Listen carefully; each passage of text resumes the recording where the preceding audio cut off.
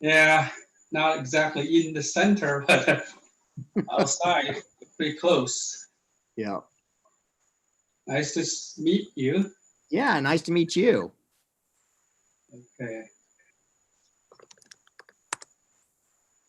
Wow, this is exciting. Hi, Don. It's good to see you. And always good to see you. You know, I'm not a good talker, but I always try to support you as much as I can. Okay, you have to win. Thank you so much. I actually got to debate the Speaker of the House yesterday, and it went really well. Okay, good. Congratulations. Yeah. Thank you. Hi. Hello.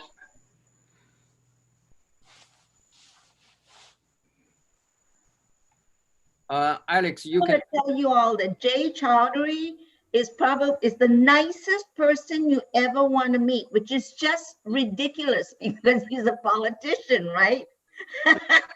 But he really is the nicest guy I mean, you ever want to meet. I'm muting myself now. Yeah, that's sweet of you to say. I'm not sure if that's a good or a bad thing. Hopefully it's a good thing, right? I guess in politics, you need to be maybe a little bit more hard-nosed, I guess, and abrasive. I don't know.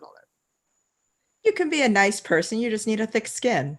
That I do. So where, Suzanne, where are you based? Mesa, Arizona. Mesa, Arizona. Love your headphones there.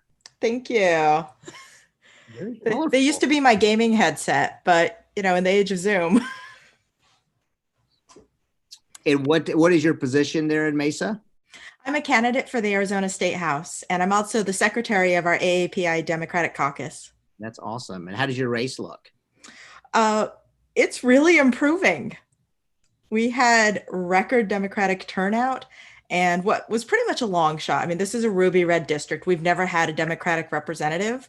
I actually came in the primary, looking at number of votes, I came in second, which would get me a seat. Yeah. Which is probably why I actually got the Speaker of the House to show up to a debate yesterday. That's awesome. Which he's never done before. That's awesome. So it was a lot of fun, though. It's nice to be able to speak some truth to power. Yeah. Well, we need, this is the moment. Mm-hmm. Yeah. So Jay, where are you located? I'm located in Raleigh, North Carolina. All right. And how's it going out there? You know, it's I feel like we all share something in common as swing states. I mean, we feel like the momentum is incredibly positive. I serve as the Senate Democratic Whip in the Senate, and so my number one responsibility is flipping the chamber. We need 3 more seats to flip the state Senate from red to blue, and our internal polling numbers are looking really good right now. And I think that, you know, the ticket's very exciting because I think it's going to energize and mobilize our votes. But Gracie, how do you feel? Gracie's down in Charlotte. I'm sorry. How do I feel about Biden's chances, or about Democrats winning North Carolina? We can do this. We can do this. Are you kidding me? We can most definitely. We can turn the state a deep dark blue. We can take back the state legislature, which we need. Jay, we have to give you all the tools that you need, Mr. Nice Guy. But serious, he's a very nice guy. And you know, I've heard somebody say that he's so nice that sometimes Shinko, nice. you don't realize that he's actually insulted you. Oh my gosh. No, I'm just kidding. That was what somebody said and then laughed about it. He said, I bet if Jay insulted me, I wouldn't even know it because he's such a nice guy.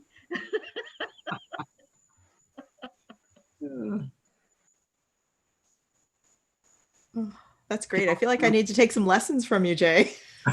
I know. This is the first time I'm hearing that. Are you on Twitter? I am on Twitter. Oh, what's your handle? My first name, JAY_, then last name is Chaudhary, CHAUDHURI. I'll put it up here on the chat. All right, cool. I'll check you out. Yeah, same here. Oh, yeah, I can put mine in chat too, I think. All right, everything okay? Yes. Yeah. Hi, Don. Hi, Don. Hi, Vincent. Hey Ray, how are you doing? Hello, it's on me. Hi, Nice How are to you? meet We got Alec. Alec. Happy birthday, Allison. You look sharp. She need to get ready. So yeah, let's give other people a few minutes to log in. Friday afternoon. Hi, Gracie. The air in here is terrible.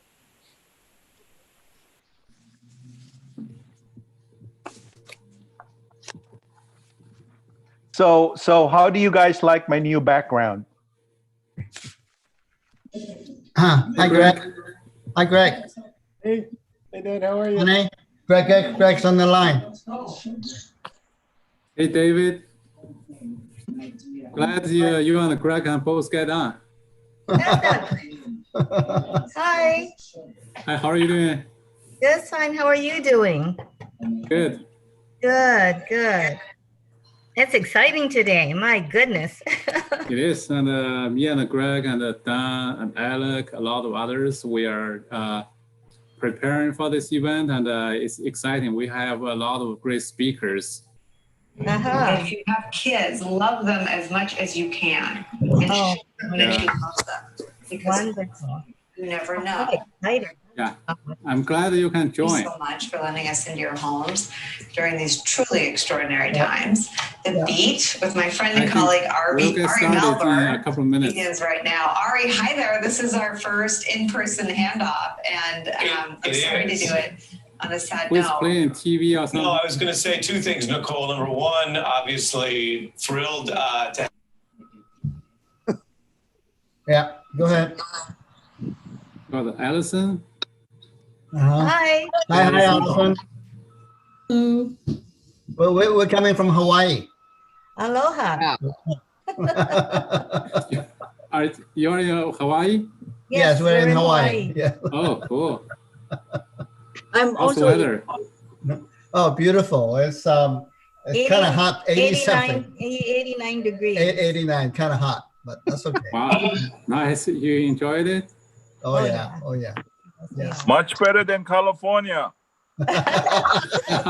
Or Arizona.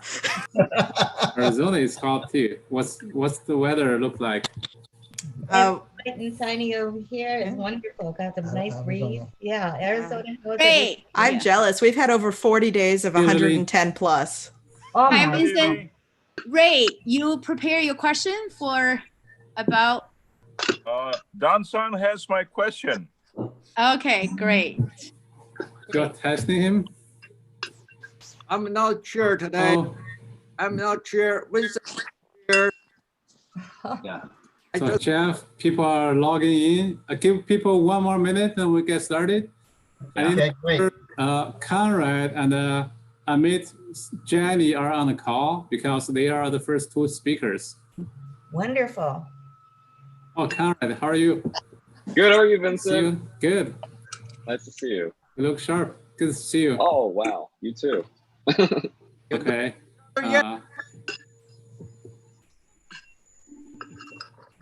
Let's see, we got 44 people. I don't know if I know Victoria.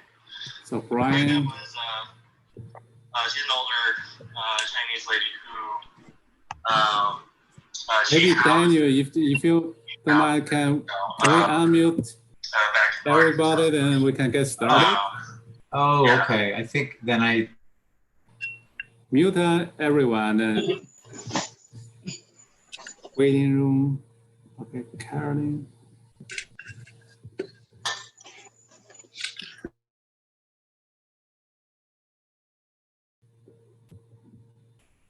So I'm trying to go through this list of people. So we have a Zoom call, which is pretty democratic, and everyone can chime in. But before we do that, we need to make sure all the speakers, we can find them and make sure they are available and ready to speak.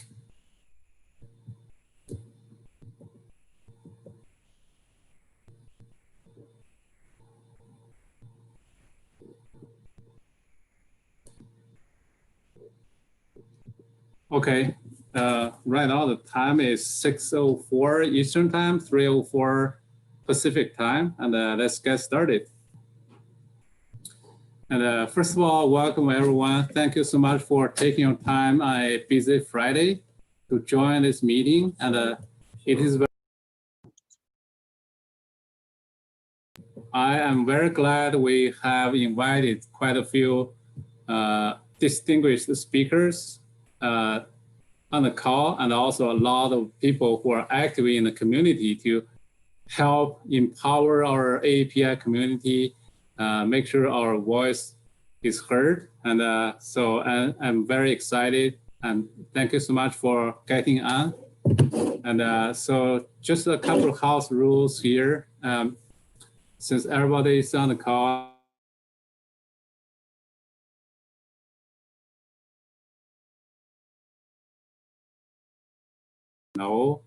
on the call and also can speak. Make sure you mute yourself while you're not talking. And also, we're going to talk mainly about how we empower API, how do we achieve margin of victory for this year. So if you have any other topics you would like to discuss with someone on the call, we can talk about it after today's event. And definitely I can see that we're going to have a lot of ongoing conversations. Make sure we are connected, we are empowering each other. So, so without further ado, I'd like to present you one of our great leader, very young and talented leader, the Deputy Executive Director of Humanity Forward, Conrad Taylor. Conrad. Hi, everyone. How's it going? So great to be here with all of you. Can you guys give me a hand wave if you saw the Democratic Convention last night, if you tuned in at all to any of the speeches? Yes. So I did. I was there in studio with Andrew, and I just got to say that you'll hear this a little bit later from him when he speaks, but he is just so appreciative of all of your support. As you know, he was initially left off of the first speaker list, and it really is because of the massive uproar of folks like yourselves. You know, we trended #3 worldwide on Twitter, that Andrew got the opportunity to address millions of people across the nation. And he used that opportunity to talk about, of course, his platform and you know, that the notion that now is the future, but he also made a case that is really important to what we're discussing today, which is that Team Yang is behind Joe Biden, Team Yang is behind Kamala Harris, and it needs to be that way for the future of our country. The future is now, and we need to change direction very quickly. It's quite dire, it's quite serious. What Andrew said last night is that we need to give our country the chance to recover, right? And recovery is only possible with a change of leadership, a change in direction. And you are all really on the front lines of making that happen. So he'll speak a little bit more about that, but if there's one thing that I want to convey is just that appreciation. And of course, that comes down to the theme of what we're talking about today, which is these swing states. That is where the election is going to be decided. And Andrew, you know, knows more than anyone that it's Asian Americans that are going to be deciding the elections in these swing states. And the Biden campaign is certainly recognizing that as well. You know, it's one of the reasons that Andrew ended up opening the convention Thursday night in prime time, the night that Joe Biden received his nomination. So it's quite a big deal. Humanity Forward, which is Andrew's organization, his nonprofit, as all of you know, is doing a lot of work also to, you know, alongside you guys, swing these districts. So we have some phenomenal folks in these states, candidates that are running alongside Joe Biden, down ballot, down ticket. Suzanne Hugg in Arizona is one of those. She's here with us today. She is a superstar. So she's running in Arizona. We've got Adam Christensen running in Florida's 3rd district, Tim Ryan running in Ohio's 13th district.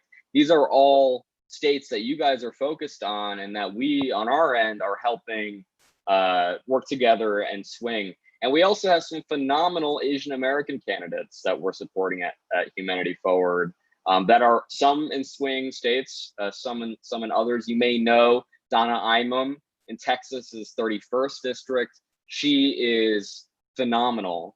She's a computer engineer. She understands the future in a way that most Congress members do not. And she's going to be the first Asian American Congress member from the state of Texas, the first ever in history. So that's very exciting. The same goes for Marilyn Strickland in Washington's 10th district, who just won her primary, just like Donna. They're both onto the general. She was the mayor of Tacoma, and she's going to be the first Korean American Congresswoman from the state of Washington. And actually the entire country, I believe, she'll be the first Korean American Congresswoman in the history of our nation. So Humanity Forward, you know, we want to swing these states with you. We want to make sure that the voice of the AAPI community is heard in this election. And that's our plan. So thank you to all of you for supporting Humanity Forward along the way, for supporting the efforts of Don and our allies. We're so excited to be supporting together. And I'm so excited to be working together more with you as the days go on and as we get closer to Election Day. Thank you. Thank you, Conrad. I appreciate your passion and energy here, and definitely all of us. First of all, round of applause to Conrad. Like you, we were very excited that Andrew were able to get onto the convention last night, and he kind of opened last night's convention.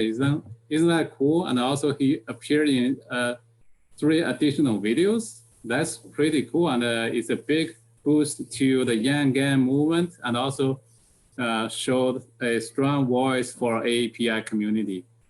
And we are looking forward to working with you, Dan, and the rest of the team to help do more to advance our mission and advance what Andrew has envisioned for us. Definitely, I'm very excited. And also tonight we have the privilege to have invited the Biden campaign's National API Director, Amit Jaini. He has been working very, very hard in the past couple of weeks for the convention, and he held quite a few events and very successful. And so I would like to invite Amit to speak a few words, share with the latest and also the sentiment he has right now about how the campaign is going. Amit? Thank you so much, Vincent. I really appreciate the invitation. Thank you to Don and Conrad as well, who've been very supportive and helpful throughout our campaign. So really appreciate all your help and support, and everyone here. I know many of you have been so supportive and plugged in already for the last year or more. Some of you are more recently have been supportive and joined our campaign family. So just want to thank everyone for all your support. We really couldn't be here without you. And like folks mentioned, you know, we were very excited to have Andrew Yang speak yesterday. You know, not just him, but also we had other APIs. We had former Surgeon General Dr. Vivek Murthy. We also had Senator Tammy Duckworth, as well as other speakers throughout the week, Representative Sam Park and others. And in addition to that, like Vincent mentioned, we've had API pre-watch parties, convention watch parties, and other events as well. So an exciting week. You know, personally, it far exceeded my expectations of what a virtual convention would be like. But you know, I personally thought it was really great, really touching, really moving. You know, and it was very innovative. If you look at the roll call, for example. You know, I hope we do future roll calls like that. It was really great. So I hope everyone got to tune in and shared in the excitement over the convention. Now that we're post-convention and we're about 75 days out now. Not that we're counting, but that now that it's coming up, we're really plugging away. We do have a lot of exciting news coming up, but a lot of it will be just on the ground, hitting the ground running, GeoTV, in lieu of physical canvassing. Phone banking is going to be very, very important. So a lot of exciting things coming up. Just tomorrow, actually, we're having our Mund Americans for Biden launch, and I'm proud to announce that Andrew Yang will actually be joining us. So we're very excited about that. Again, want to thank Conrad and your team and Andrew. We've asked him to do so many events, and he's never said no. So, we apologize for keeping him busy, but we appreciate all his support and participation. He was also part of our national API call last week, which I hope folks here were able to join as well. And we'll continue calling upon Andrew because he's such a great surrogate, especially to the API community, but generally as well. So in addition to our Mund Americans for Biden event tomorrow, again, as Andrew will be in it, it's at 7 p.m. I'll make sure to drop the invitation in the chat box. But in addition to that, we also have our API weekend of action for the campaign throughout the country. We're looking to do phone banking after our Monday event tomorrow. We're also having a API phone bank in Arizona on Sunday as well. I'll make sure to include that as well. And then on Tuesday, we're actually having our national API program launch throughout the country. We know, as all you know, language access is very important to the API community, especially to the first generation and older communities in the API community who may not be as English proficient. So one of our priorities for the Biden campaign is making sure that we're not only phone banking, but doing API to API phone banking, and even going further than that and disaggregating the phone bank so that not only are we doing API to API, but we're doing, Filipino to Filipino phone banking, Chinese to Chinese, South Asian, etc. And we're so proud to be releasing that this Tuesday. So this Tuesday, August 25th at 7:30 p.m. Eastern time, we're gonna have our national launch. So it'll be a pre-program. We're gonna have celebrities and other surrogates there. And directly following that, we'll jump into our phone banking across about 6 states. We'll have Nevada, Virginia, Pennsylvania, North Carolina, Wisconsin, and Texas. So those 6 states we're going to be focusing on Tuesday and beyond. So if you're interested in that, again, I'll drop that in the chat box as well. In terms of strategy, I know Vincent asked and to talk a little bit about what our priorities are throughout the country in terms of our states and how you can get involved and help out with the campaign. So in terms of our tier 1 target states, many of those are included in those I mentioned, Nevada, Virginia, Pennsylvania, Michigan, and North Carolina. We're also going to be focusing on Minnesota and Wisconsin, which obviously have very large Hmong populations. So want to pay close attention to that community. And then we think we really have an opportunity to expand our numbers in places like Texas, Arizona, and Georgia. So we're going to be also playing a big role there, and we'll be providing a lot of support on the ground there. So those are our top tier targets that we're focusing on. And aside from that, we have affinity groups. So if you want to join an affinity group, we have about a little less than 10 affinity groups, everything from Chinese Americans for Biden to Japanese Americans for Biden, South Asians, Filipinos, Koreans, Vietnamese. We have API Youth for Biden, API Veterans and Military Families. So there's a lot of ways to get involved if you want to be involved on the ethnic side of organizing. We also have state leadership councils, API state leadership councils, some of whom are on this call, the chairs of. So we have one in Nevada, which we're relaunching pretty soon. We're building one out in North Carolina with Gracie's help, who's on the call today, Gracie Galloway. Virginia, we're doing the same. Michigan, Pennsylvania, and several other states as well. So that's another way for you to get involved if you are interested. And an easy way to do that is I did put the website in the chat box, but if you go to apisforjoe.com, you can find ways to get involved with either our affinity groups or state leadership councils as well. And we're going to be hosting, like I said, the API phone banking. So that's going to be tremendously important. Again, since we're not doing physical canvassing, the phone banking piece is really going to play an even more important role. So we would hope that you can join those if you have family or friends or other folks who may want a phone bank as well. That would be a tremendous help as well. So again, really appreciate everything that you're doing. Appreciate your support, your help. And I'll include my contact information as well in case you want to reach out. But Don, Conrad, Vincent, thank you so much for having me again. I really appreciate it. Thank you, Amit. Appreciate that. You can share what you have been doing and a lot of exciting efforts here.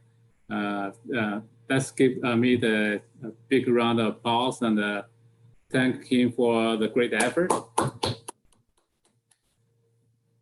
And definitely, I can see that like phone banking, text banking, and also a lot of other ways to engage the voters is very important. You can see Dan is going to share the game plan in about like 10 minutes or so, and hopefully we can figure out a way to work with Amit to plug in our community into the effort you have designed, and hopefully we can get more people to involved in like getting other people involved, right? Thanks again, Amit. And so next few sessions, we're going to invite a few leaders from the swing states to talk about their experience and also what they are doing. And I'm going to bring in one of our organizers, Dr. Greg Lamb, to introduce the speakers. Greg is one of the great leaders in Ohio, and I have been working with, and he has been very vocal in terms of empowering API community to come out to vote, to engage in community service. And he himself has been appointed by the Governor of Ohio as part of the API Advisory Council. And also he has been engaged with the Ohio Asian American Health Coalition, a lot of great work there. And also he did a lot of brainstorming in terms of organizing this event. Greg? Well, thank you so much, Vincent. And thanks for your leadership and organization, and thanks to everyone for joining us here tonight. And so we truly are in the midst of a historic time for Asian Americans. Historic for the national prominence afforded by Andrew Yang and Senator Kamala Harris, but also perhaps less heralded, historic because of the rise of Asian Americans in local politics. And tonight we want to introduce you to some of these people. So the first person I have the honor to introduce you to is Ohio State Senator Tina Maharath. So Tina was elected in 2018 as the first Asian American woman in the Ohio State Senate. She's a daughter of refugee parents from Laos. Her mother was a nurse and her father served in the Laotian army. And it's because of them that she was inspired to commit her life to public service. Here in Ohio, Senator Maharath has been committed to AAPI issues, particularly health disparities for minority populations. And I personally had the opportunity to work with her on a statewide effort to increase diabetic screenings for AAPIs. And so I know firsthand her commitment to AAPI issues. And so it is my great pleasure to introduce you to Ohio State Senator Tina Maharath from the great state of Ohio. Tina? Thank you, Greg, for that great introduction. And thank you, Humanity Forward PAC, for sponsoring this event and the several hosts on our list today. Especially, I saw on the list Vincent, of course, Ohio's very own, and of course, Dr. Liu, who's going to host this event for us. All the organizing that people like Greg do is really empowering, so that way we can have a discussion like this. It's an honor to be here today because I'm still recovering from COVID, but as Greg mentioned, I am Ohio's first Asian American woman elected into our General Assembly, but I'm also the first Democrat Asian American elected into our General Assembly. So this is a discussion I couldn't miss out on, and I am so honored to have the opportunity to be able to kick off this event with you all. So as Greg already mentioned, I am the child to refugee parents from Laos. So growing up, I saw all these disparities. I saw the gender pay gap with my parents. I saw all the barriers that my parents had to go through with the cultural barriers, the language barriers, and most certainly there's also internal barriers here in the state of Ohio with disparities that pertain specifically to Asian Americans, not only with healthcare, but with workforce, infrastructure. The list just goes on and on and on. But I just knew that my parents didn't just cross through all those rivers and just ran through all those fields just for me to just be mediocre. So I decided to run for office because that's the freedom I have today. I have the same rights as everybody else do on this call and in this country today. So, they believed in the democracy and in the freedom that America promised. And I wanted to take advantage of that. So today, now that I get to be my ancestors' wildest dreams, I got to flip a red seat blue. I got to be the first woman in my seat. I got to be the first person of color in my seat. And I got to be the first Democrat in my seat today. And it's all because of people like you who believe in people like me, make us give the possibilities to live our American dreams. And my American dream is to finally have proper representation in a local government. In the state of Ohio, as I'm sure you all can probably see by now, we've never had proper representation. It's always been the same old people, different seat, typically a rich old white guy. And our voices were always underheard because of the fact that we didn't have proper representation. But now that we have proper representation, I finally get to represent people who looks like me, who acts like me, who knows how tough life is in Ohio for people like me, which is an immigrant or refugee in Ohio. So now that I get to be my ancestors' wildest dreams, I get to thank all of you people on the call today for continuing to live your ancestors' wildest dreams, to make sure that our voices get heard, make sure we get to the polls, make sure that we continue to fight for not only gender pay gap, but we also get to fight for equality and other along the lines, such as LGBTQ rights and our workers' rights, because historically our country has never been favorable for the working class. And now it's time for us to change that direction, change that shift into the discussions in public policy. And not only are you supporting people like me who live in the other swing states, but now we also get to support the Biden-Harris ticket, who too knows about the various issues that our Asian American community are oftentimes faced with. But a win in November is not only a win for our community, but it's a win for the nation. We get to finally let the nation know that we're not the model myth or the model minority. We're not all the same, but we're also not monolithic. So we finally get to have proper representation in all levels of government. And it's all because of people like you today on this phone call. So thank you for having me here in the state of Ohio.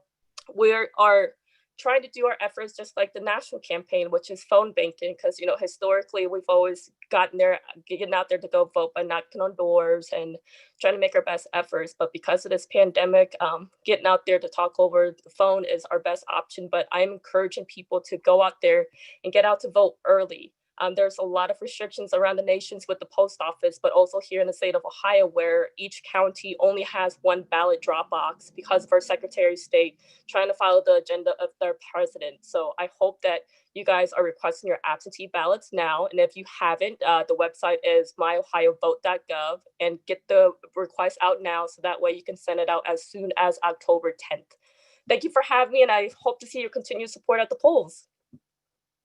Thank you so much, Senator Maharath. I'll tell you, I am continually impressed every time I talk with you and I see you. And thank you so much for the work that you're doing here in Ohio. So next, I have the great pleasure to introduce Councilman Ya Liu.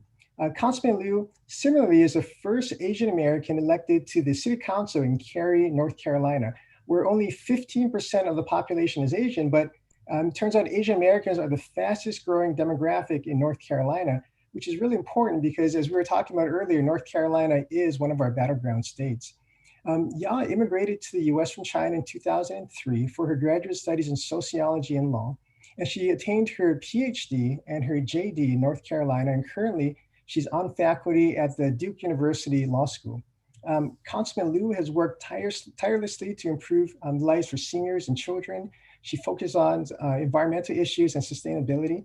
But she's also been extremely active in the AAPI community, particularly helping with immigrant nationalization services and also legal aid. She's a rising star in North Carolina politics, and we are so happy to have her here today to share her experiences. And so without further ado, it is my great honor to introduce to you Councilman Ya Liu of North Carolina. Thank you so much, Greg, for your kind introduction. Hello, everyone. My name is Yalu, Carytown Council member from North Carolina. For those of you who don't know North Carolina well, I will give you a quick picture of the AAPI political participation in our state. So only back in 2019, we had the first elected Asian American politician in our state. That was only 9 years ago. And Hong Bing-gu, the first Chinese American, was elected to Chapel Hill Town Council back in 2017. I ran and got elected to Carytown Council last year and became the first Asian American woman elected in Wake County. And we've heard the word first mentioned this evening, and there will be many firsts mentioned later this evening. So we are making history with so many firsts. Asian Americans elected in recent years. It's just so exciting to be in the same meeting with you all. On one hand, it shows traditionally the level of political participation has been low in our community. And this tells us how important it is to mobilize our community. On the other hand, it shows the high level of enthusiasm among Asian voters and increasing level of political participation. So it does give us hope. I have the honor of introducing Jay Chatteray, who's the first elected Asian American politician in the General Assembly in North Carolina. Jay was first appointed to fill a vacancy in 2016 and later was elected and re-elected, becoming North Carolina's first Indian American state legislature. As a state senator, Jay led the fight on funding class sizes from kindergarten to third grade. He also led the fight on reducing gun violence in our schools. Jay played the lead role in recruiting a global information technology company that created 2,000 new jobs. That recruitment was one of the largest job announcements in the state this past decade. In January 2019, Jay was elected by his colleagues to serve as Senate Minority Whip, the second highest ranking position in the Democratic caucus. Jay made a big splash in the political circle in our state. He's an amazing leader for our state and rising star in our party. So let's welcome Senator Jay Chatteray. Thank you. Thank you, Council Member Liu, and it's an honor to share tonight with you, especially as you as a pathbreaker, as Greg mentioned, the first Asian American woman elected here in Wake County. Wake County is the largest county here in North Carolina, so that's a really big deal. And Councilmember Liu has really hit the ground running, making an incredible reputation for herself. I want to just also thank Don as well for organizing this, to Andrew Yang, who was on the call. Thank you for running and thank you for putting AAPI on the map, but also for having the foresight to talk about basic universal income, which which so many Americans now are experiencing, probably not in the way that you envisioned, but is what's keeping so many Americans afloat in this pandemic. I also want to thank Amit Jani for his role that he's playing with the Joe Biden campaign, and thank each and every one of you for being here tonight. I will be very brief. As Councilmember Liu mentioned, I serve as the Senate Minority Whip in the North Carolina State Senate, and one of my number one job really is to flip our state Senate from red to blue, and that means not only recruiting candidates, but also to make sure that we raise the money and the resources, and also have a grassroots effort to flip our state. That's a win-win, not only for North Carolina State Senate, but for the top of the ticket to make sure that we elect Joe Biden and Kamala Harris to the White House. And one of the things that I'll say for folks who are not from North Carolina is that I think that what you're seeing here on this call, what Councilmember Liu and myself, is that we really represent the New South. We have a number of Asian Americans that are elected at the municipal level, as Councilmember Liu mentioned, in Chapel Hill and Asheville in Charlotte, in the town of Morrisville. But I also serve in the North Carolina State Senate, where there are only 50 members. I actually have another AAPI member that serves with me from Mecklenburg County, Senator Mushtaba Muhammad. So we are changing the face here in North Carolina, and I'm incredibly optimistic about what we can do in the 2020 November election. Let me just share with you a couple of key important points that really, I think, underscores the importance of this gathering about how we are the swing demographic in a swing state. So in 2014, when United States Senator Tom Tillis defeated United States Senator Kay Hagan, he won that election in 2014 by 49,000 votes. And in 2020, Barack Obama. I just listen. Everyone speaks English, and I just practice my listening. Get on mute here. He tried to make me understand. Sorry, if you know not speaking, can you unmute mute yourself, please? And why they choose they want to vote the signature. I'll see if I can talk over. Okay, here we go. So thank you. I appreciate it. So as I was stating earlier, in North Carolina, Tom Tillis, the Speaker of the House, defeated a sitting United States Senator Kay Hagan by 49,000 votes. And in 2020, Barack Obama lost to Mitt Romney by 90,000 votes. Well, guess what? Guess how many AAPI citizens we have that are registered to vote? 157,000 AAPI members that are eligible to vote. 90,000 of them voted in 2018. So we are the margin of difference to really carry North Carolina. So if we could do the things that the senator from Ohio talked about, which is to make sure that we go out and vote early in North Carolina. If you can still submit your absentee ballot and get your ballot by September 4th, or make sure that you go out and early vote. That's what's going to make the difference in swinging North Carolina from red to blue. And so I am incredibly optimistic about what this presidential ticket holds with Kamala Harris as the first Asian American vice presidential candidate. I think with the energy that Andrew Yang has brought to this cycle, that is really going to help carry North Carolina from red to blue. And I will tell you that I am optimistic. I am optimistic about building back better, building back a public education system that we can all be proud of, which is so important for us here in North Carolina, building back a healthcare system that is accessible and affordable, because so many of our members of our community are on the front line on this issue, and building back our small businesses that have really taken it on the chin because of COVID-19, which has also impacted our community greatly. So to everyone, I am available as a resource. I will put my contact information, my cell phone number in the chat. If there's anything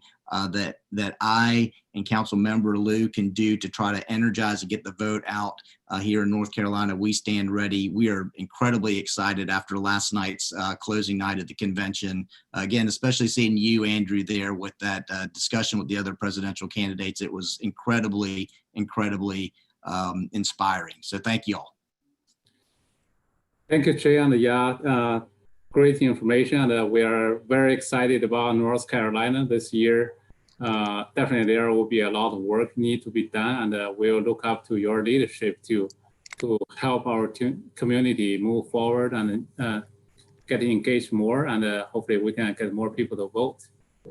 And so next I'm going to introduce you my other co-organizer, Dr. Ian Bett. He's a big supporter of Andrew in the early days, and himself by the day, he's a physician, family physician, helping the underserved community. And also outside his work, he also do a lot of advocacy work to basically help the underserved community with like accessibility, with care, affordability, and also universality.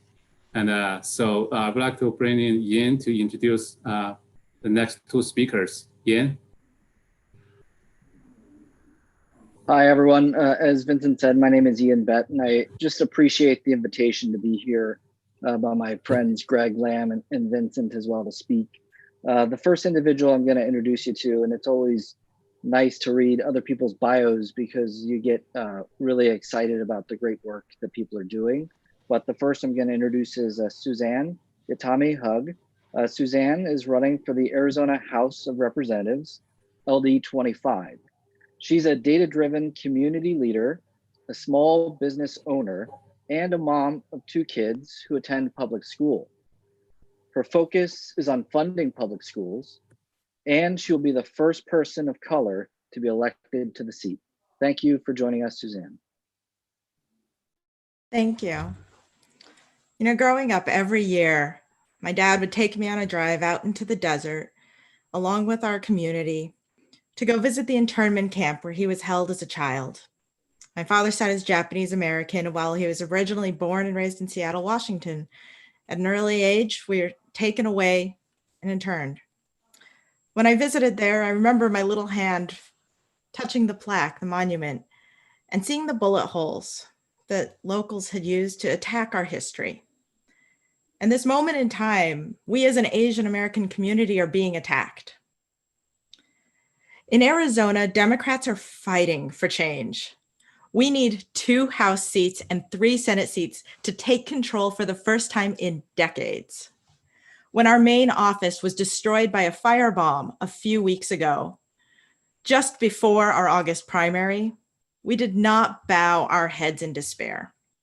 We stepped up, we rallied together, and we voted in record numbers. My own district had a 217% increase in Democratic turnout over the 2016 primary. Arizona has a Senate seat most likely to turn blue in the US, with astronaut Mark Kelly at our helm. We have strong candidates up and down the ballot, including congressional AAPI candidate, Dr. Harel Tipirneni. Asians are the fastest growing demographic in Arizona, and we are finally getting some of the attention we deserve. As the secretary of the Arizona AAPI Democratic Caucus, I can tell you that our members have been working hard. We've been holding weekly phone banks, endorsing candidates, bringing in national speakers to rally up our communities, including Andrew Yang. If you'd like to follow our work and support us, you can find us on Twitter at AZAAPI and my race at HugMesaAZ. Or you can also follow me at hugforhouse.com. And I want to tell you, Andrew, because of your support, because of the Yang Gang and the API community as a whole, I had a debate last night with my opponent, who is the Speaker of the House in Arizona. And by all accounts, it went very well for us. And I don't think he would have shown up if it wasn't for the power of this community coming together. We are so strong when we organize, when we unite, and when we vote. Arizona is ready for change, and I'm proud to be part of that.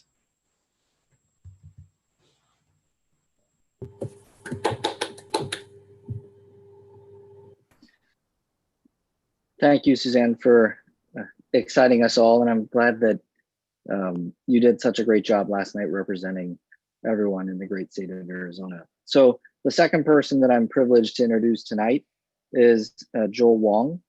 Joel is the president of the National Asian American PAC, previously the 80-20 PAC, and NAA United. He serves on the National Governing Board and the Public Policy and Issues Committee of APAPA. He chairs the CLUSA, or the Civic Leadership USA, editorial committee. Joel has also served as the chair of the Asian Pacific Affairs Council, president of the Chinese American Political Association, and the CAPA Public Affairs Education Fund. Thank you so much for joining us tonight, Joel.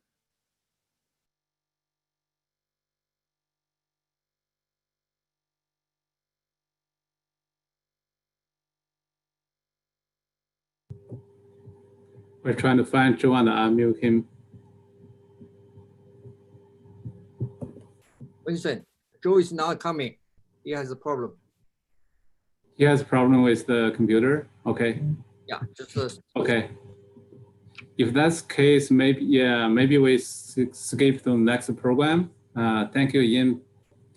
for the great introduction. And so hopefully Joe can resolve the issues and get online again. Maybe we can start with the program next. Dan, do you want to do the presentation first, or shall we start a fireside chat? Yeah, just show the game plan as the background. Let me give me 2 minutes. Okay, sure. Please share the screen.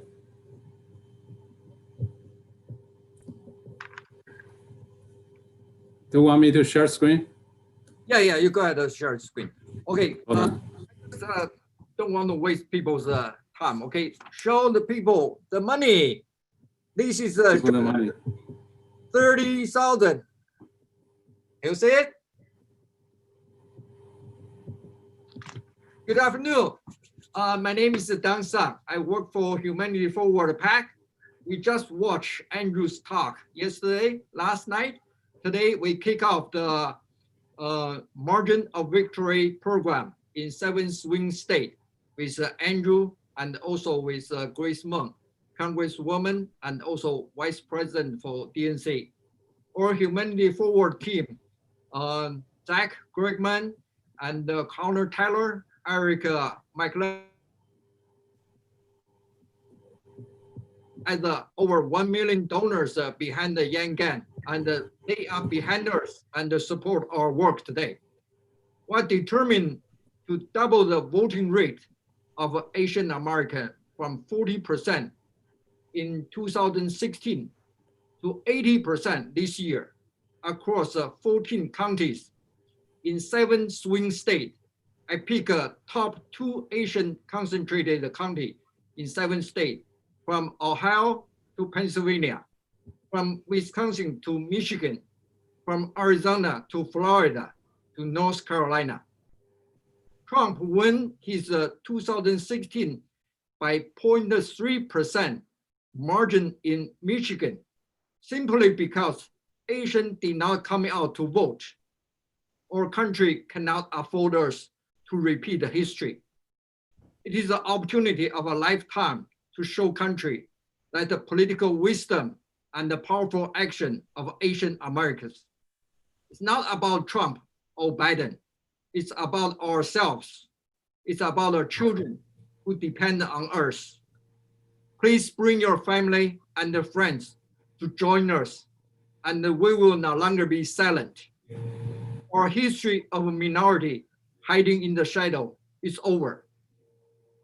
We are margin of victory in 2020, and our country is count on us, count on each of you.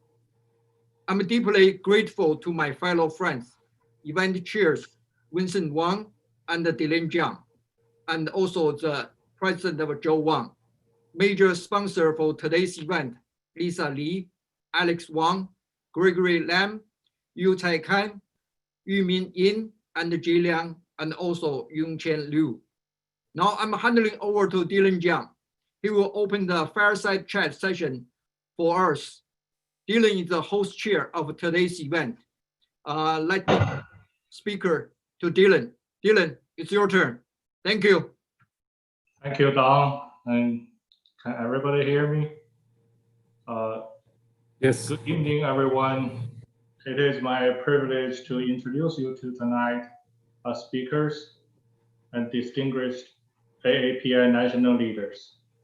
Our first speaker is Congresswoman Grace Meng, who represents New York's 6th District.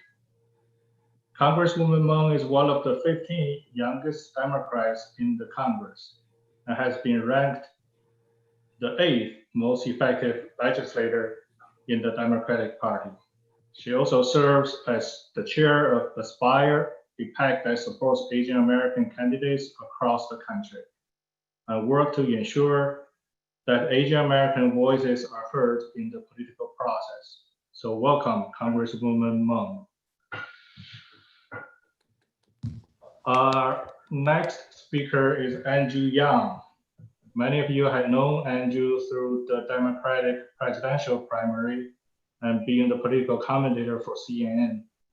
Most recently, last night, his speech at the National Convention. So if you are not a Yangan member yet, I heard there are still spots available. Andrew is also the founder of Humanity Forward. He is the first Asian American to run for president under the vision of universal basic income. He inspired a nationwide movement to rethink the rules of our economy and society. So for that, it's such an honor to have Andrew here tonight. Andrew, welcome. Thank you. Our moderator tonight is Alec Wong. Alec is an entrepreneur and an investor from Northern California. Alec is the founder of Tana Investment Group that also contributes to the cause of climate change, better education opportunities, etc. Alec, take it away from here. Thank you, Dylan. Thank you for the kind introduction. Hello, everyone.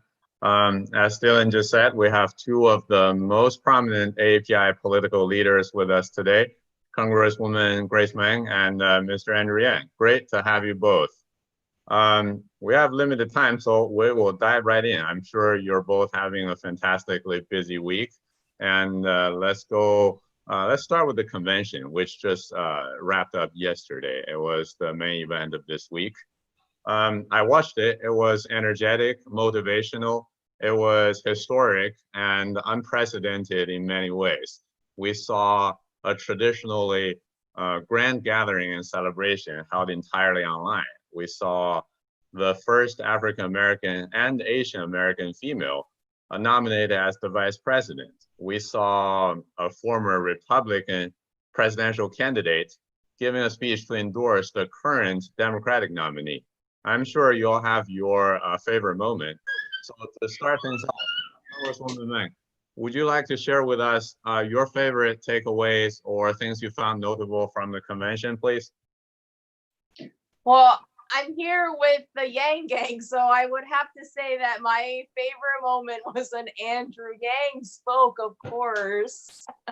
Grace, but you don't need to pander to the Yang Gang. You tell them. But really so proud to watch Andrew on the national stage and so proud to even share this virtual stage with Andrew. And I want to thank so many folks, you know, Conrad for your work, I see Vincent Wang, Don, Sandy Chow, HP, some of my friends from around the country, and to our amazing AAPI elected officials and to Suzanne, our candidate.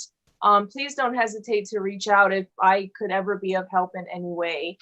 I will say that I didn't know what to expect from the convention, right? Like we all expected to be in Milwaukee, and we didn't know how it would work. So I will say that I was really impressed, and I think my favorite part was the roll call. I think, I got involved with the DNC. I hadn't really been that involved with the national party before. But after the 2016 election, I realized that our party could and should do so much better, and that we could be much more effective listeners, especially with our AAPI communities around the country. And one of the top concerns that I heard when I was going around talking to folks around the country was that they felt like the DNC was only there for them every 4 years, right before a presidential election. And so since I've been there, we've made it a top priority to make sure that we are working and investing in every zip code. And of course, we can always do better, and making sure that we are setting up a strong infrastructure in every state and territory, so that when it comes down to making sure we're winning back the White House, we have that infrastructure in place.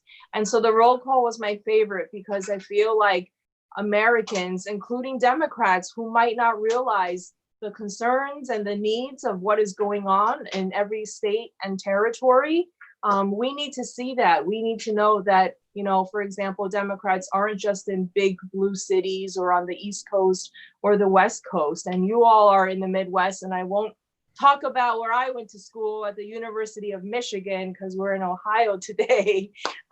But you know, we just needed to do a much better job at listening, and I thought that the roll call was very symbolic of that.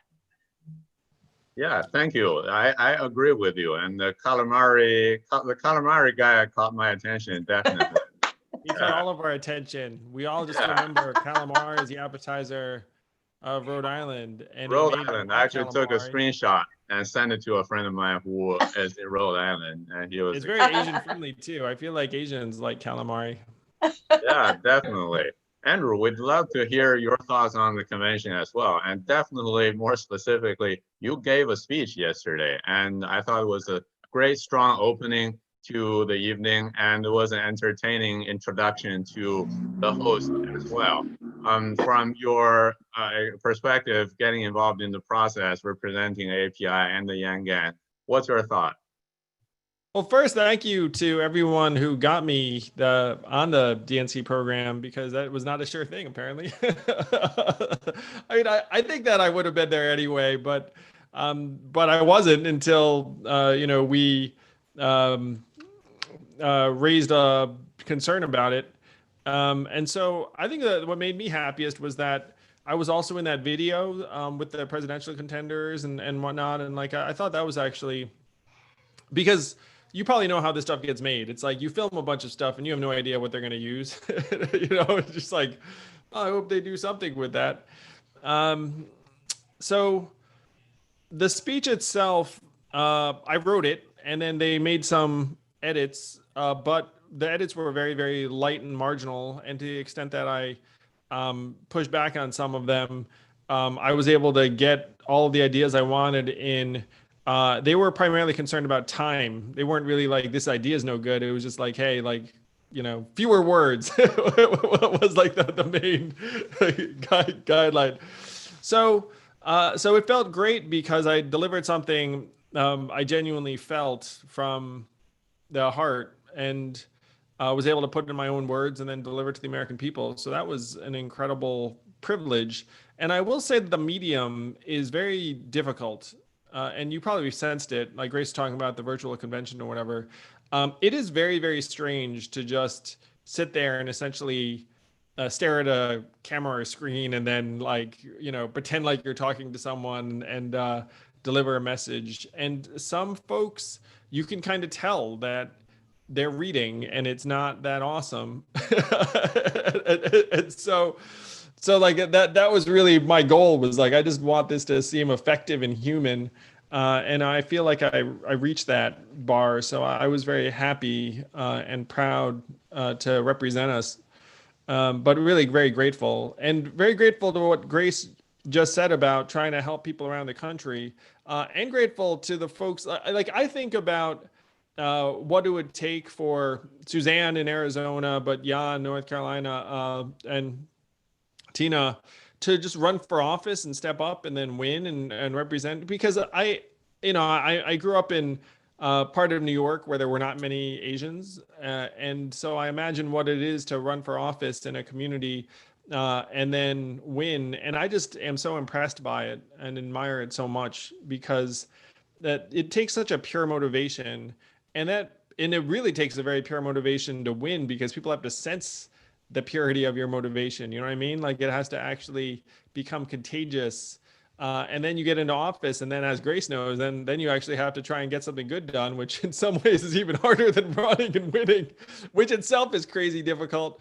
So I just admire the folks on this call who are running.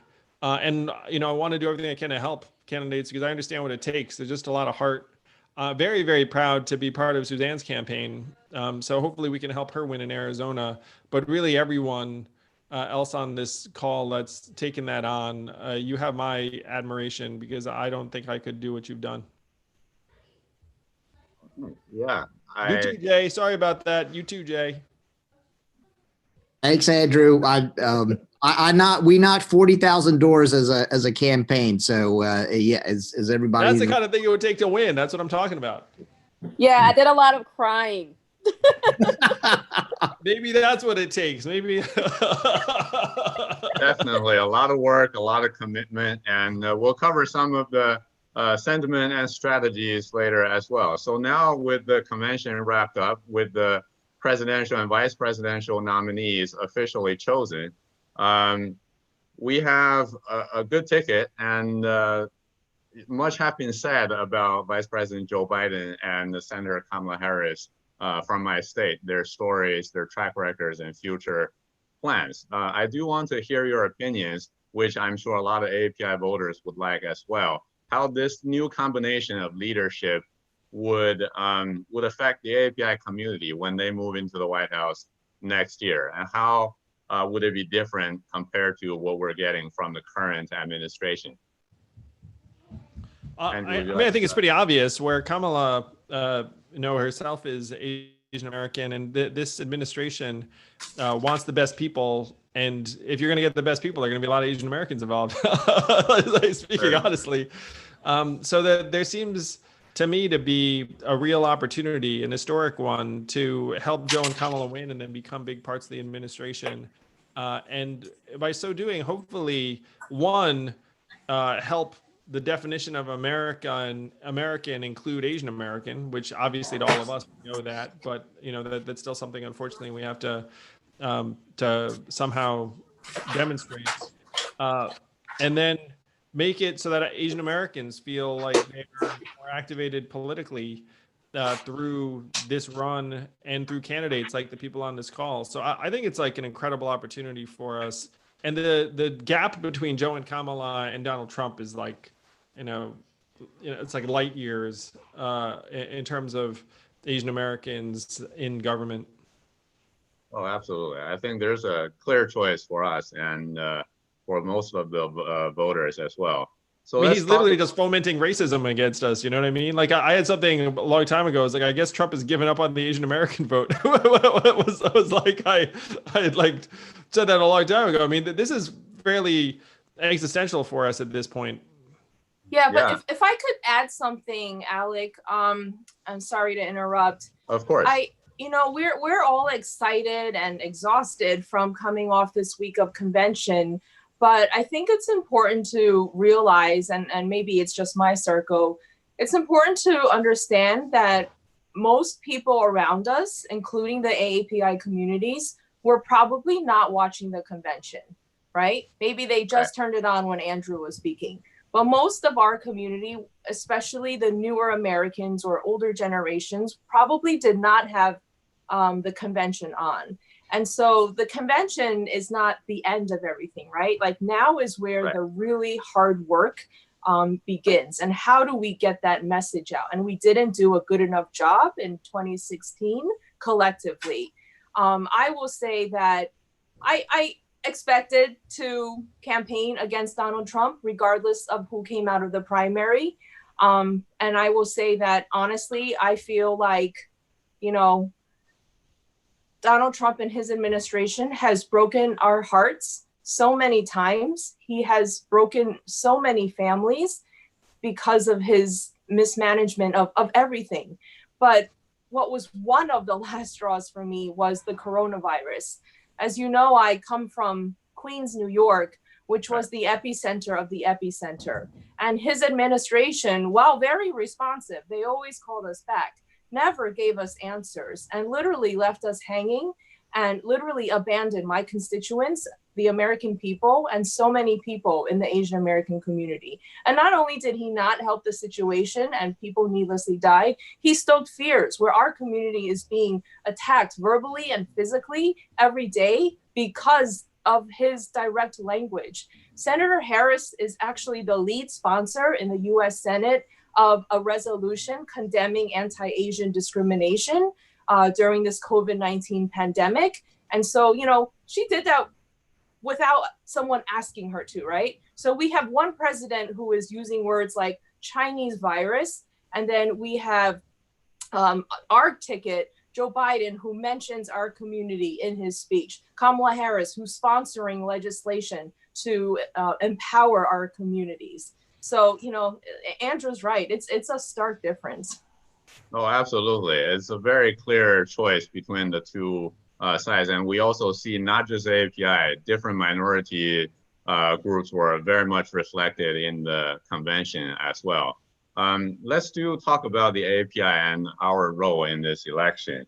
AAPI really is a vastly diverse collection of different cultures, backgrounds, socioeconomic statuses, and opinions. As some of the speakers already said, we're one of, or the fastest growing group in the US, and definitely gaining political influence as well, thanks to leaders in different levels of government and organizations, including yourselves. So Congresswoman, I wonder, based on your experience interacting with many people, from government officials to everyday folks, how do you see AAPI's position as a group of voters in this election?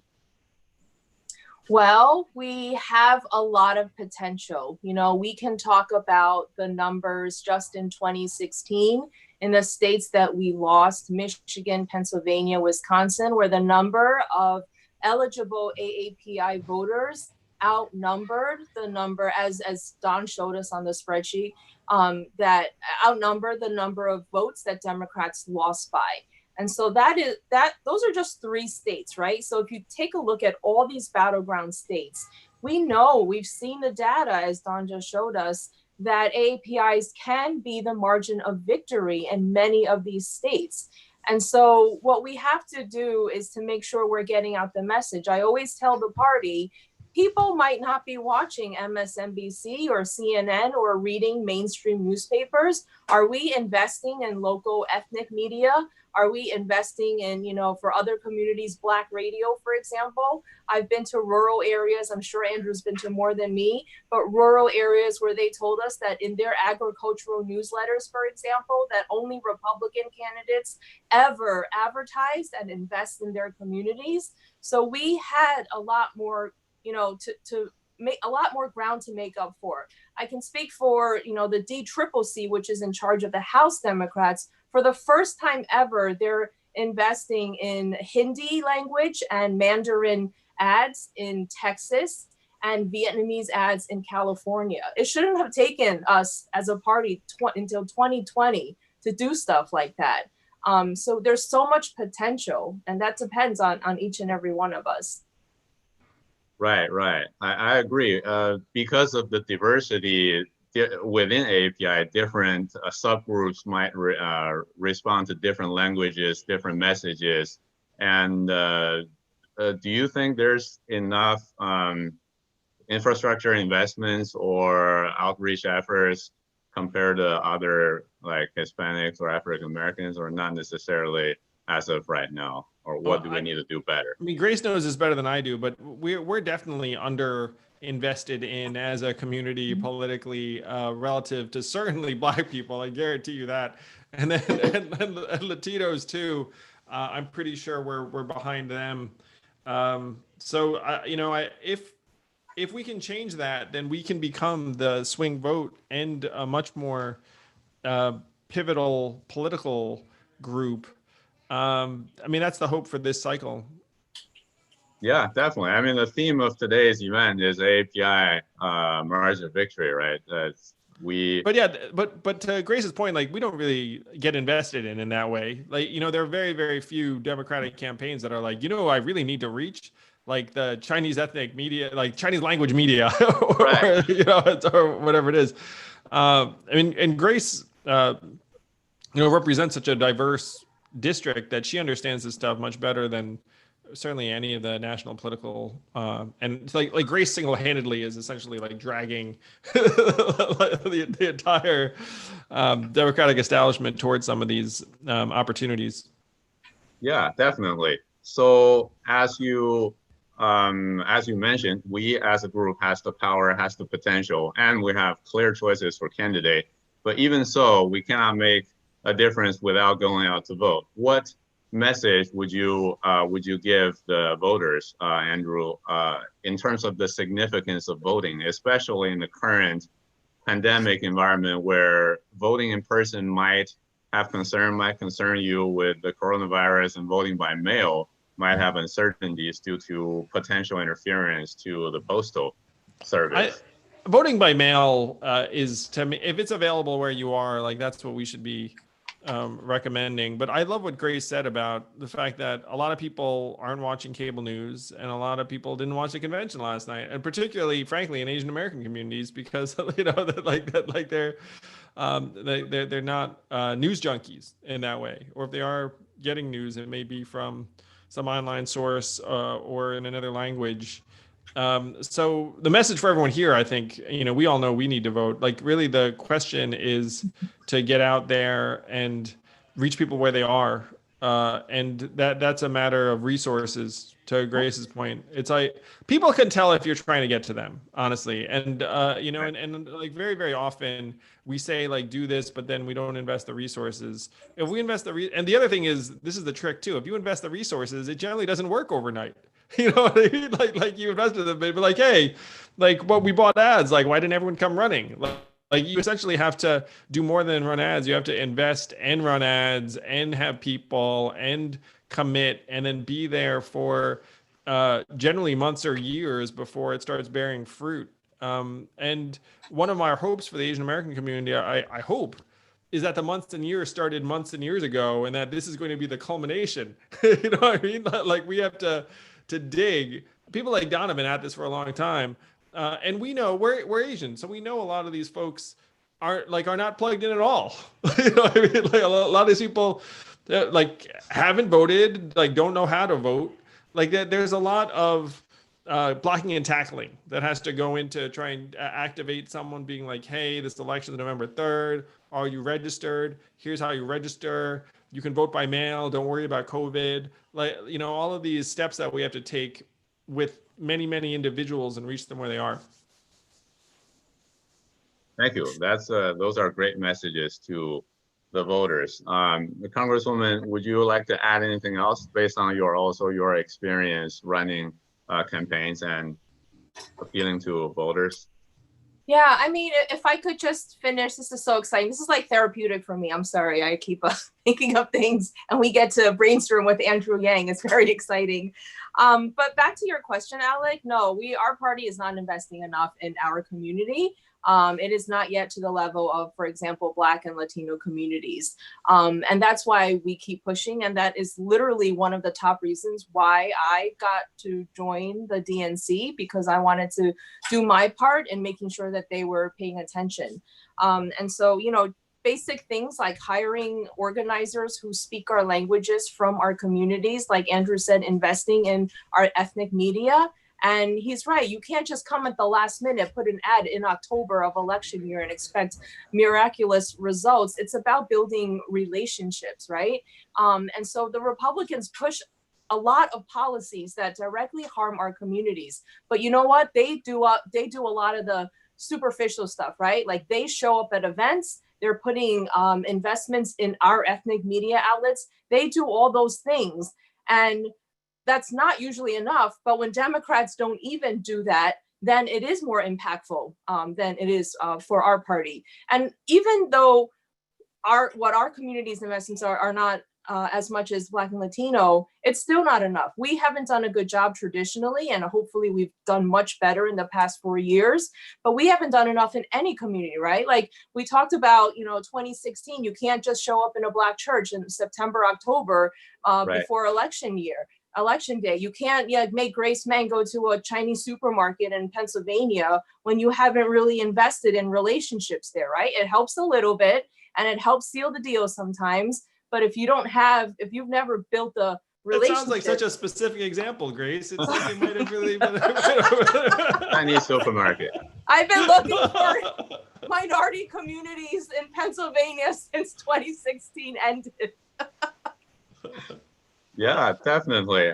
This event serves as a call to action, definitely, and we are glad to see different leaders in different states putting in the work and commitments to improve that. We are only 2.5 months away from the election, one of the most important ones we're seeing.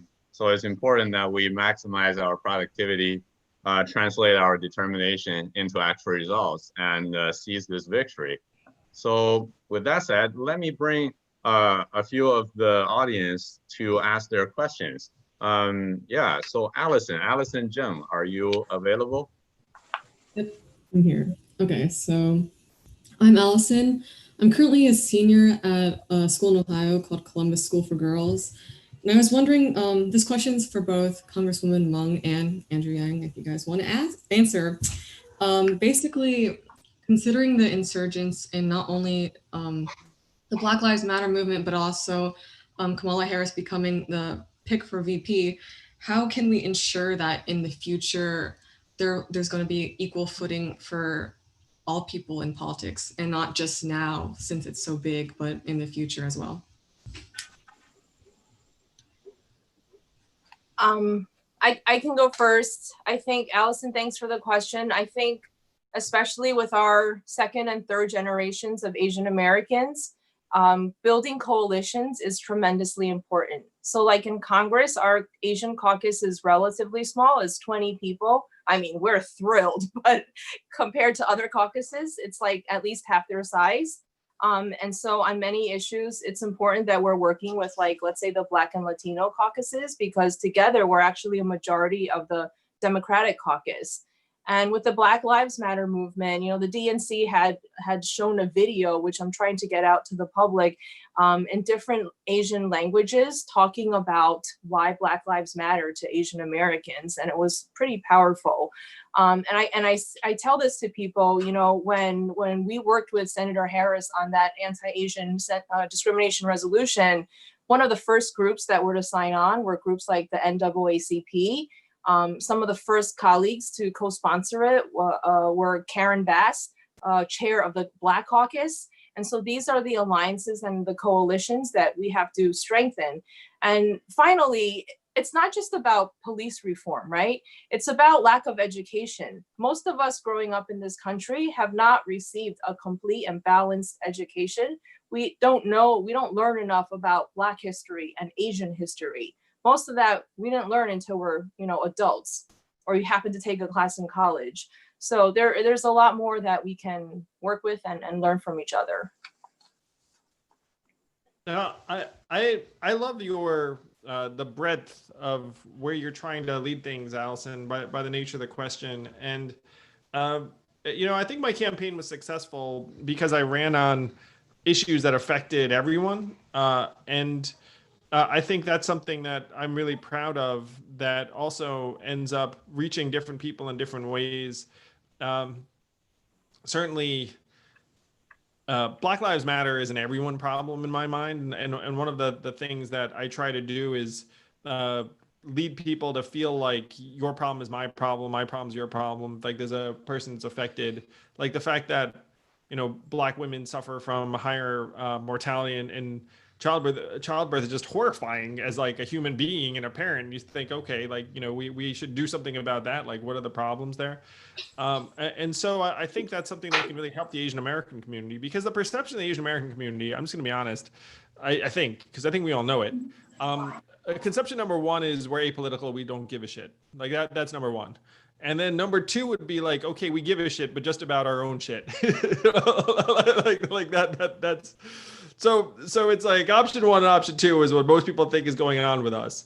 And so then if you could go to option three, it's like Asian Americans really care about police brutality against Black people. Asian Americans really care about poverty. Asian Americans really care about climate. Asian Americans really care about healthcare. It's like just like us caring about things that people don't associate with us, I think is an enormous win. And I think that's one reason why my campaign did well, is because people could sense I was chasing the biggest problems I could see, which I do happen to think affect the Asian American community in a very specific way. But it also affects everyone else. You know, like I was running on universal basic income, and people don't think about that as an Asian American thing. But one of the things I was concerned about is like, look, if you enter a zone when Americans can't provide for themselves, like Asian Americans were going to get thrown under the bus. And I made that point to an Asian American group, and then people attacked me on it early in the campaign. And I was just like, it was pretty obvious to me. Now I didn't anticipate like a pandemic that was attributed to Asians as like the harbinger. I thought it was going to happen just through economic distress and China being presented as like the geopolitical rival. And certainly the second half of that is happening. So we have to get up and fight for issues that are bigger than us. And by doing that, we will elevate everybody, but also this community. Thank you, Andrew, for the answer, and Congressman Meng. I'll bring the next audience to ask question. Kayla Jiang, please. If It's not here. Okay, then Julian, please. Julian Wang. Hey, Sandy and Ching Kong, how are you? I don't know if I saw you around. So many fun people on this. I love this group. Some of the originals. Well, if they're not there, we'll open for more questions. Vincent, do you have more people? So we can open to the floor for maybe 3 more questions. Sorry. Can I ask a question, Vincent? Sure. Okay, sorry. No, it's kind of inappropriate since I was one of the speakers. But yeah, so Grace and Andrew, you know, we're still being trailblazers in 2018, you know, with me and Jay and everybody else here in the Midwest and East Coast. What can we do to convince our community to pursue other things? It doesn't necessarily have to be politics. You know, we all don't have to be elected officials, but what about in the boardrooms and C-level positions, etc.? Like, I feel like our community is discouraged because of the fact that we're not in the majority. Then how do you convince people like me or Jay to go after higher office despite the fact that we are not the majority? You know, I think my response to this is just to encourage people to just think bigger and do more in whatever space they're in. Because I agree with you saying everyone should run for office, like, you know, is probably not the best advice. Because people have different skills and propensities and desires and visions for themselves. So just, you know, by being an awesome leader, which you are, and having put yourself out there, which you have, and then if there's someone who just needs some encouragement and inspiration and self-belief, just push them in that direction in my mind, because there's just so many, there's so many ways that we can make progress. And so if you just push someone to just think and act bigger, you know, that would be my advice. Can I have Oh, go ahead. Can I have ask a question to Andrew and Congresswoman Meng? And this is Ray Hing. I overslept, but I didn't see the opening for final Democratic National Convention of Andrew opening the speech, but I saw the video. First of all, it touched me and very awesome. And right after I got up this morning, I received at least a dozen texts from my friend from Ohio, Michigan, Wisconsin, and Florida. Those are all swing states that Joe Biden and Kamala Harris needs to win. Okay, and they are mostly the Chinese American for voting for one single issue, which is the relationship between PRC and China. They alluded that the Democratic National Convention presidential platform wrote it in the platform, say that Democratic Party wants to or will strip off the 3 communicators that it was the foundation for the U.S.-China diplomatic relation. And I want to calm them down because they are very influential on the group of the single voters for the U.S. voters in their respective states. And my question is, when can I get the National Democratic DNC presidential platform? And I want to suppress the rumors. Do you know what I'm trying to say? I think so. Go ahead, Grace. Yeah, I mean, I can try to answer. I don't have the platform in front of me, but I will say I don't believe that that's the case, but I do want to double check, and I'm talking with my staff. We're going to double check and get back to you just so we can be sure. I don't believe that's the case, but we'll confirm it. And the platform is, again, it's just a roadmap. it's not necessarily law, nothing set in law. But I'll take a look at that and get back to you. Oh, you're muted. Ray, you're muted. Hello? Can I ask a question? Can I make some comments? Real quickly, yeah, we're running out of time. Maybe Okay. just one last one. Yeah. Okay, my comments, let me say in Chinese. We have a Chinese word called 知己知彼,百战百胜. Translated into Chinese English, to win any battle, you got to know your enemy. I think we know our enemy well. However, if we want to swing those 37-38% base of Trump, we got to have some talking points.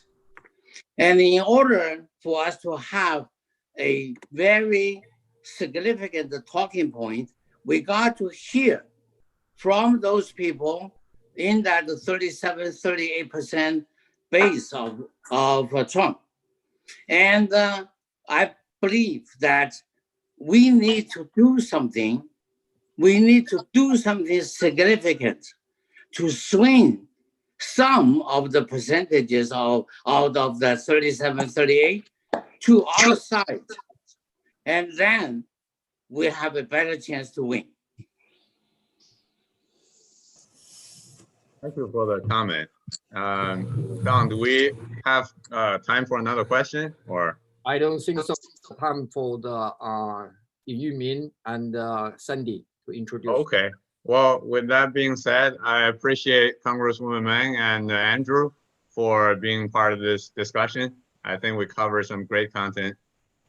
And thank you for your time and being here. Grace. Thanks, guys. Thanks, Grace. Good to Great see seeing you you. all. Congrats on a big week. I thought it was a Thanks, great Andrew. week. Thank you, Andrew. Thank you, Andrew. Thank you, Proud of Grace. Keep it up. Thank you, Great. Congresswoman. Great. Meng. Thanks, Andrew.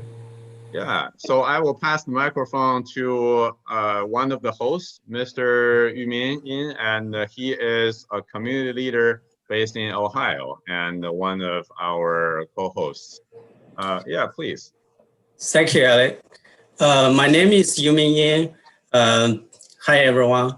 I'm honored to introduce our next speaker, Sandy Cho. Mr. Chu is the founder of ACON and Campus Venture and the chairman of Civic Leadership USA, an organization with the objective to empower and organize the Asian and Pacific Islander American communities and create a national network of civic-minded organizations and leaders to work in unity. Sandy is one of Andrew's early supporters. Now I present to you Sandy Chu for the closing remarks. Sandy. Well, hello everybody, and then it's a so inspiring meeting that we have today. And then I was really inspired by so many people from the state that really do not have a significant number of Asian American, and yet they persevere and they represent it not only for their own community, also for the whole community. And then I was so inspired today. Just but one is that I think let's see from Arizona, Suzanne said today is really the power of this community coming together. I think the Asian American must be coming together just like today. Asian Americans represent almost 10 major group coming from different places of Asia. And then the only one ethnic group from that is not strong enough. Together, right now we have more than 20 million Asian Americans. And then I think the estimations by 2060, Asian American will exceed 40 million, something like 42 million. If you include the mixed racial Asian Americans, that will be more than 53 million Asian Americans. That would be more than 10%, close to 12% of the population of the United States. So we just have to plan for the future. So by that, we just need to have the foundation and have the infrastructure that Grace Mann had said. We have to have all kind of preparedness for that. And then we must have the talking points. Like Yong-Lu said, and then we have to have some influence and then whatever necessary. And well, today I see a lot of good faces today. More than 10 people I see in to participate in this meeting have one time and even currently involved with a group of people with an organization called APA-PA, and it stands for AAPI Americans for Public Affairs, and then we just call it PAPA. And then if you heard of the fire in California, the headquarters of the founder of PAPA, C.C. Ying, is most generous, and then he's our community leader. And then his ranch just get burned down. And then the convention hall get burned down, and then the living quarter get burned down. But somehow, in the when reporter interviewed him, he said this have to be rebuilt, and then this is important, will be donated for the cost of continuous Asian Americans to suffice. And then I just wish them good luck, and then hopefully a quick recovery. But however, the reason I said PAPA is the PAPA is really building the foundation and prepare for the Asian Americans to be a really influential point. So initially, about 19 years ago, we started the program we just call voter 3-level, voter registration, voter education, and voter participation. The first level is awareness, because if you're not registered, you cannot vote. You don't count. No matter how big is your population, if you don't count, nobody would care about you. You'll be totally ignored. But once you get registered, you have to understand the issues. Like Yong-Chen said, you must not only understand the issues, you have to see the relevant points of talking points necessary for it. But if you are registered, you understand the issue. If you do not participate, it's really no use. So in terms of the on a continual basis, I would say we need to build infrastructure. We need, as Grace said, we need to get ready on this. The election is only 10.5 weeks from today, but somehow a lot of infrastructure, a lot of education, a lot of awarenesses and participations is just not enough. Right now, what we can do right now is, well, at least you yourself will be counted. And then we just go to all this battleground state, and then know everybody, we just call people up and to do it. And then I can only do in my own community to voice my concerns and cast my vote. But somehow we need an infrastructure on a continual basis to do what's necessary as we can outreach the group and whatsoever. I was very glad that I was involved with Andrew's campaign earlier, and then that was in 2018. And then very quickly we have a meeting in 2018, and then try to gather as many organizations to help out. But however, Andrew's movement is so great. We're a small part of it, but we are very proud to be that part. It is necessary that we are going to do a bigger campaign right now. And then in the next 10.5 weeks, we can work very hard. But however, if we were a few years ago, for many, many years, to have a strong foundation of infrastructure, it will be different. We can make a difference. I was so reminded by Jay. He said, just in North Carolina, 50,000 votes can make a difference. For a bigger election, 80,000 votes will make a difference.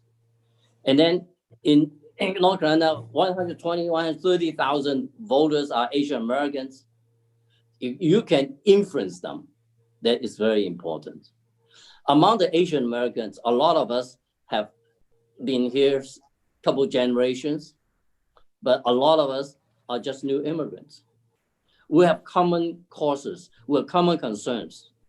There are a lot of, we're very diversified. We need to come together. I would say coming together is just so important. So therefore, basically, I would say it is, I was very appreciative early in the pandemic when hate crime started to be against the Asian Americans indiscriminately.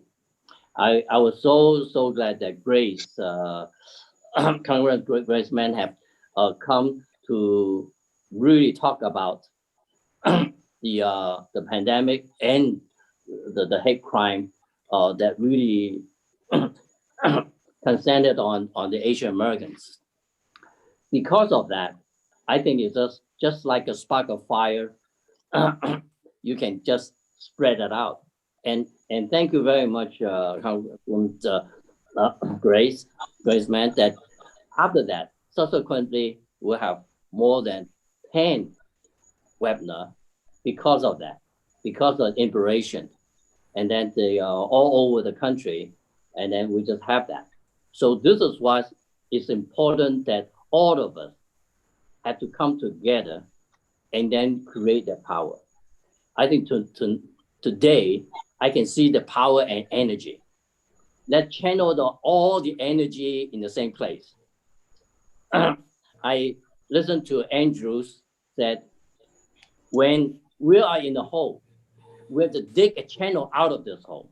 Let's together and dig a channel out of this hole so we can see light and then we can be free again. Together, we can be free again. And I really appreciate all the organizers for this meeting. And then I think there's a lot of work yet to be accomplished. And then we have to knock down walls and then let's do it together. I salute everybody. Thank you, Sandy. Thank you, Sandy. I will give back to Vincent. Go ahead. Yeah, thank you, Yumin. So this is a great summary, Sandy, and everyone on the call and also beyond.